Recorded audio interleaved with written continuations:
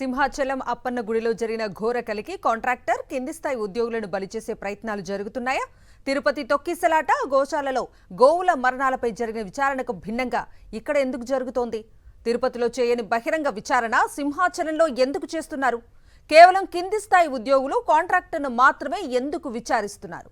Was the story. సింహాచలంలో భక్తుల మరణాలకు సంబంధించి రాష్ట్ర ప్రభుత్వం నియమించిన కమిటీ ప్రమాదం జరిగిన స్థలాన్ని పరిశీలించింది. వచ్చి రావడంతోనే కమిటీ సభ్యులు హడావుడి చేశారు.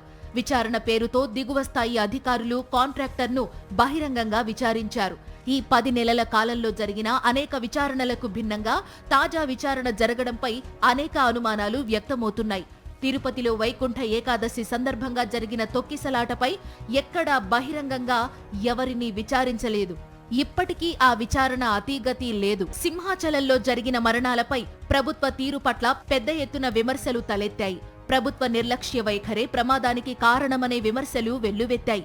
సింహాచలం చరిత్రలో ఎన్నడూ లేని విధంగా 7 భక్తులు దుర్మరణం చెందారు. దీని నుంచి ప్రజల దృష్టి మరల్చడం కోసం ప్రభుత్వం 3 సభ్యుల కమిటీ ఏర్పాటు చేసింది. 72 గంటల్లో నివేదిక ఇవ్వాలని కమిటీని ఆదేశించింది. ప్రమాదంలో ప్రజాప్రతినిధుల బాధ్యత రాహిత్యం, అధికారుల నిర్లక్ష్యం స్పష్టంగా కనిపిస్తోంది.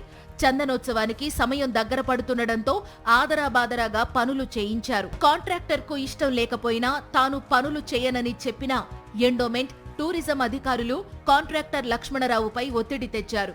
గోడ నిర్మించాలని ఆయనను బలవంతంగా ఒప్పించారు.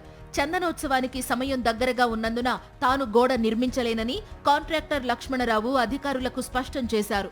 ఒక గోడ నిర్మించాలంటే 1 నెల రోజుల ముందుగానే మొదలు పెట్టాలని ఆయన అధికారులకు తెలిపారు. గోడను వారం రోజుల్లో నిర్మించినా తర్వాత 21 రోజుల పాటు వాటరింగ్ చేయాల్సి వస్తుందని వివరించారు. ఇది పర్మనెంట్ కాదని, తాత్కాలిక గోడ అని లక్ష్మణరావుకి చెప్పడంతో పని మొదలు పెట్టారు. కమిటీ సభ్యులు అడిగిన ప్రశ్నలకు కాంట్రాక్టర్ లక్ష్మణరావు తడుముకోకుండా సమాధానమిచ్చారు. టైం లేదు సార్, దగ్గర నేను కట్టమని ఆఫీసాను సార్, పిలుస్తారు. ఇది డ్రాయింగ్ ఆఫీస్ వస్తే కట్టమని చెప్పి మీ మీద ఒత్తిడి ఎవరు చేశారు? ఒత్తిడి కదా, చందన వచ్చింది చేయండి, నేను చేశారు కదా చెప్పారు. డిపార్ట్మెంట్ ఇంకా వీళ్ళు తెలియదు ఉంటుంది సార్. ఇప్పుడు ఇద్దరు కూడా మామూలుగా వర్క్ చందనోత్సవం కొంచెం చేయండి అని కొన్ని అడ్డంకులన్నీ చేయండి అని రిక్వెస్ట్ చేశారు సార్. నేను కూడా వచ్చి దేవుడి కార్యక్రమం కదని దీన్ని డ్రాయింగ్ లేకపోయినా అధిగమించి చేస్తే అప్పుడు అధికారుల కమిటీతో వాస్తవాలు బయటికి రావనే అభిప్రాయాలు వ్యక్తమవుతున్నాయి. జరిగిన ప్రమాదంలో వాస్తవాలు బయటికి రావాలంటే జ్యుడిషియల్ విచారణ జరపాలని వైఎస్ఆర్సీపీ డిమాండ్ చేసింది.